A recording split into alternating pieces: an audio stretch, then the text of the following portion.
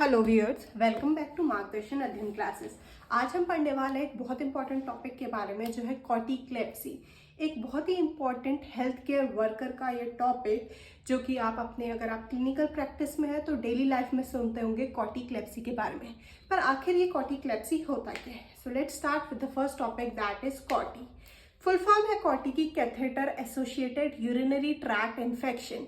तो जैसे कि आप फुल फॉर्म से थोड़ा बहुत गेस कर पा रहे होंगे कि आखिर ये catheter associated urinary tract infection है क्या। पेशेंट मोस्टली जो हॉस्पिटल में आते हैं पेशेंट्स हमारे पास, उसमें 15 to 25% पेशेंट ऐसे होते हैं जिन्हें यूरिनरी कैथेटर लगते ही लगते हैं। और जो वो 15 to 25% जो पेशेंट्स रहते हैं जिन्हें यूरिनरी कैथेटर लगते हैं, वो बहुत ज़्यादा प्रोन हो जाते हैं कॉटी के। कॉटी यानी कि वो इन्फेक्शन, वो यूरिनरी ट्रैक्ट इन्फेक्शन जो कि कैथेटर इंसर्शन की वजह से पेशेंट को होता है, उसे हम कॉटी बोलते हैं। और जिसका मोस्ट कॉमन रिस्क फैक्टर है कॉटी होने का, वो यही है कि जब बहुत प्रोलॉन्ग टाइम तक जो हमारे इनवेलिंग कैथेटर्स होते हैं, यूरिनरी कैथेटर्स होते हैं, जब पेशेंट को लगाए जाते हैं तो उसकी वजह से बहुत ज़्यादा चांसेस होते हैं कि पेशेंट को कॉटी हो।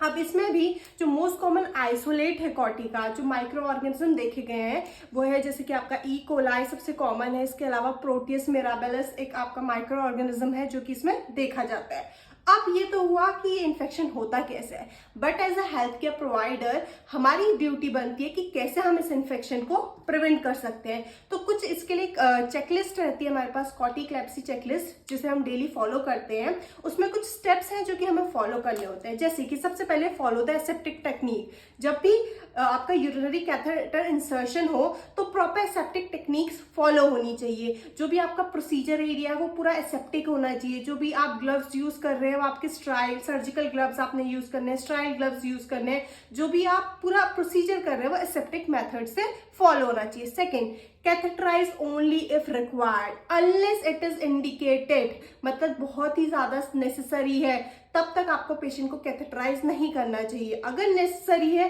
तभी पेशेंट को कैथेटराइज करें। अगर पेशेंट सेल्फ अवॉइड कर सकता है तो let him self avoid, because catheterization leads to many other infection to the patient. Next, जो आपका यूरोबैग का पोजीशन है, नेक्स्ट हमारे पास जो आपका पोजीशन है यूरोबैग का, वो आपका जो ब्लैडर लेवल है पेशेंट का उससे नीचे होना चाहिए। और जो भी आप मेथड यूज कर रहे हो वो आपका क्लोज सिस्टम फॉलो होना चाहिए। क्लोज सिस्टम फॉलो होना चाहिए मतलब जो भी आप कंप्लीट टेक्निक्स यूज करोगे वो आपकी स्ट्राइक तरीके से होनी चाहिए, और आपका जो भी आप मैनेजमेंट करोगे वो इस तरीके से होना चाहिए कि पेशेंट बार बार आपका जो पेशेंट का वो एरिया है जो भी जहाँ पे यूरिनरी कैथेटर डला हुआ वो बार बार एक्सपोज ना हो। Next, daily review and care at catheter site सबसे ज्यादा इंपॉर्टेंट है। अर्ली मॉर्निंग जब पेशेंट वेकअप करता है, और अर्ली मॉर्निंग ही क्या, एटलीस्ट दिन में 2 या 3 बार पेशेंट को आपको टीच करना है या फिर पेशेंट को आपने केयर प्रोवाइड करनी है जहाँ पे कैथेटर लगा है उस साइड को क्लीन करने की। हॉस्पिटल्स में तो हमारे पास फैसिलिटीज प्रोवाइडेड होती है, हमारे पास स्ट्राइल गॉश पैड्स होते हैं, हमारे पास जो भी अवेलेबल सोर्सेज है वो रहते हैं कैथेटर क्लीन करने के लिए, उस साइड को क्लीन करने के लिए। लेकिन अगर पेशेंट घर चला जाता है उसके बाद भी पेशेंट को टीच करना है कि उस एरिया को सोप और वाटर से वो क्लीन करे सो दैट इन्फेक्शन से वो बचा जा सके। इसके अलावा अर्ली रिमूवल, जितनी जल्दी हो सके उतनी जल्दी कैथेटर को रिमूव किया जाए सो दैट जो इन्फेक्शन के चांसेस है वो लीस्ट रहे। तो ये था हमारा पहला topic कॉटी।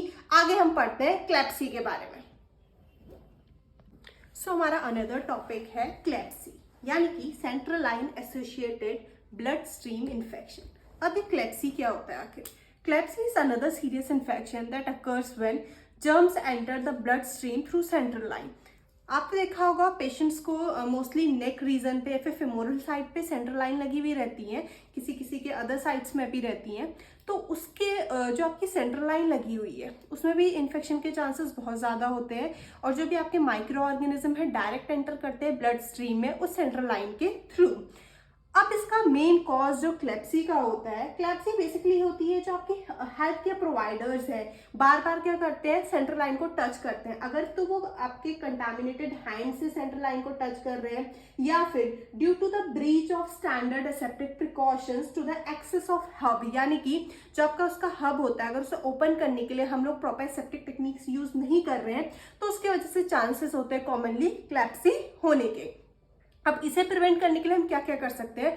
First of all, use the aseptic hand hygiene. जितने बार भी आप क्लेप्सी को सेंट्रल लाइन को टच कर रहे हैं, उतने बार एटलीस्ट हैंड वॉश नहीं भी करें तो स्टर्लियम से आप हैंड रब करके उस लाइन को टच कर सकते हैं, या फिर आपके पास बेटर ऑप्शन है कि आप ग्लव्स पहन के ही सेंट्रल लाइन को टच करें। Use of maximum area precaution, जैसे कि मैंने आपको बताया कि ज्यादा से ज्यादा बैरियर प्रिकॉशंस लें जिस टाइम पे आप सेंट्रल लाइन के कॉन्टेक्ट में आ रहे हैं, या फिर जिस टाइम पे सेंट्रल लाइन इंसर्शन हो रहा है उस टाइम पे भी मैक्सिमम बैरियर प्रिकॉशंस फॉलो होने चाहिए।